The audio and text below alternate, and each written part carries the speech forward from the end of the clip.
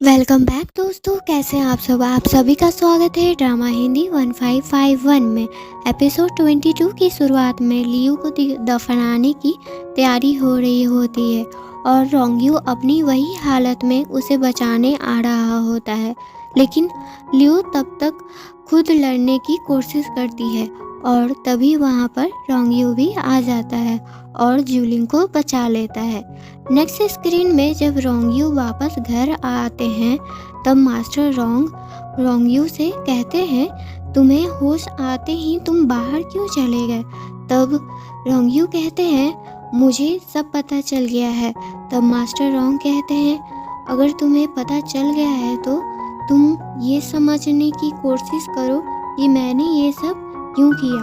तब रोंगयू कहते हैं, क्योंकि आपके रीज़न होंगे, जो भी रीज़न होंगे उसकी वजह से आपने पूरे इंटायर फैमिली को मार दिया ज्यूलिंग के, और एक बुरे इंसान के साथ मिलकर ये सब किया। क्या ये एस्ट्रोलॉजी फ्यूजन का रास्ता था?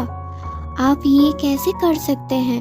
तब मास्टर रोंग कहते हैं, मैं अब इतना दूर आ चुका हूँ और अब वापस जाने का कोई रास्ता नहीं है। रोंगयू कहते हैं, अंकल।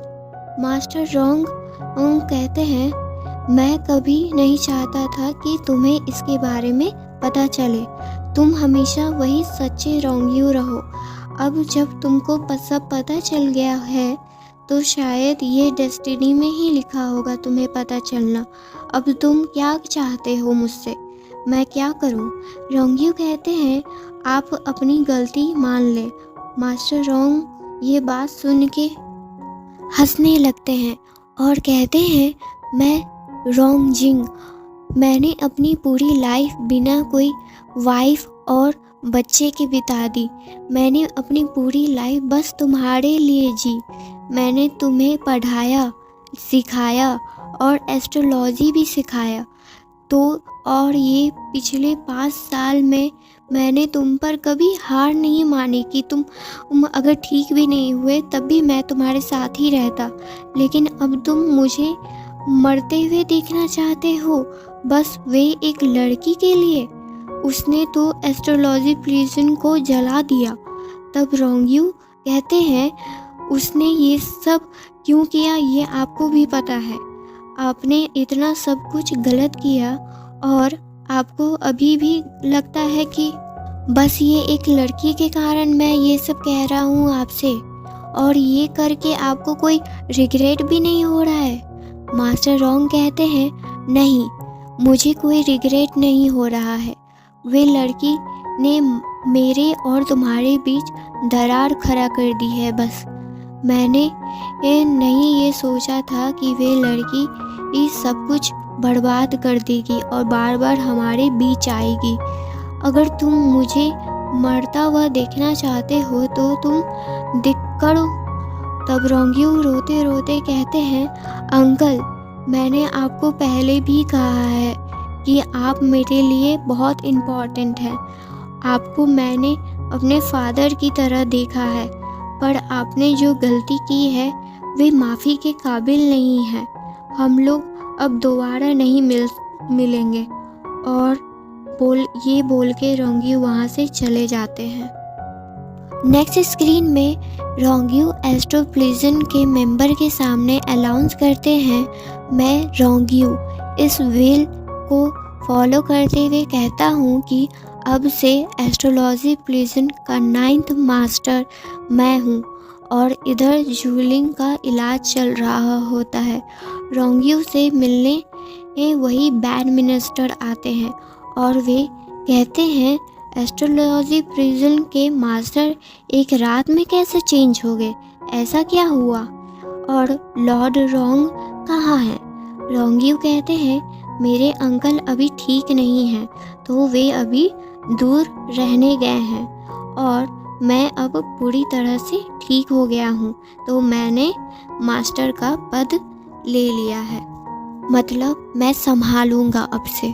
तब वे कहते हैं, यानी बैड मिनिस्टर, अभी तक तो तुम ठीक नहीं थे और लॉर्ड रोंग भी ठीक थे, तो दोनों का चेंज कैसे हो गया? एक कोई बीमार पड़ गया और तुम अब अचानक से बहुत अच्छे हो गए। तब रोंगयू कहते हैं, आप ऐसा क्यों सोच रहे हैं? बैड मिनिस्टर कहते हैं, क्योंकि तुम अब वे जूलिंग को आराम से बचा पाओगे। और इधर जूलिंग को दिखाया जाता है जो अब थोड़ी सी ठीक हो गई है और घर की तरफ आ रही होती है और रोंगयू उन्हें अंदर ले जाते हैं क्योंकि वे घर के सामने होती है। पर जब रोंगयू उनसे बात कर रहे होते हैं तब जूलिंग का पूरा ध्यान रोंगयू के चोट पर होता है। जूलिंग पूछती है, क्या तुम्हें बहुत ज़्यादा दर्द हो रहा है? तुम्हारा लेफ्ट हैंड अभी कैसा है? रोंगयू कहते हैं, अभी सब ठीक है, ये ज़्यादा दर्द नहीं कर रहा है। फिर रोंगयू कहते हैं, लगता है तुम कुछ भूल रही हो, हम लोग का डिवोर्स हो चुका है। जब तुम पूरी तरह से यहाँ ठीक हो जाओगी तब तुम यहाँ से जा सकती हो, जहाँ तुम्हारी मन चाहे वहाँ तुम जाना। जूलिंग रेस्ट इन के बाहर बैठी होती है और अपनी दोस्त का बात सोच रही होती है। यदि हम लोग किसी को पसंद करते हैं तो उसके जाकर सामने बताते हैं कि हम तुम्हें पसंद करते हैं। पर जूलिंग कहती है, मैंने उसके साथ इतना कुछ किया है तो अब मैं कैसे उसे बताऊं कि मैं उसे पसंद करती हूँ। मेरा कोई हक नहीं बनता है उसे पसंद करने का, क्योंकि तुमने बहुत सी गलती की है तो इसका ये मतलब नहीं बनता कि तुम उसे अब पसंद नहीं कर सकती हो। तुमको वे सब ठीक करना होगा उसके लिए। वे सोचता है कि तुम उसे अभी भी नहीं चाहती हो, जो उसे नापसंद करती थी और शादी कैंसिल करना चाहती थी, इसलिए वे तुम्हारे लिए तुमको छोड़ना चाहता है। नेक्स्ट स्क्रीन में रोंगयू अपने स्टूडेंट के साथ होता है। स्टूडेंट रोंगयू से पूछते हैं, यंग मास्टर क्या दोबारा सितार नहीं बजा पाएंगे फ्यूचर में?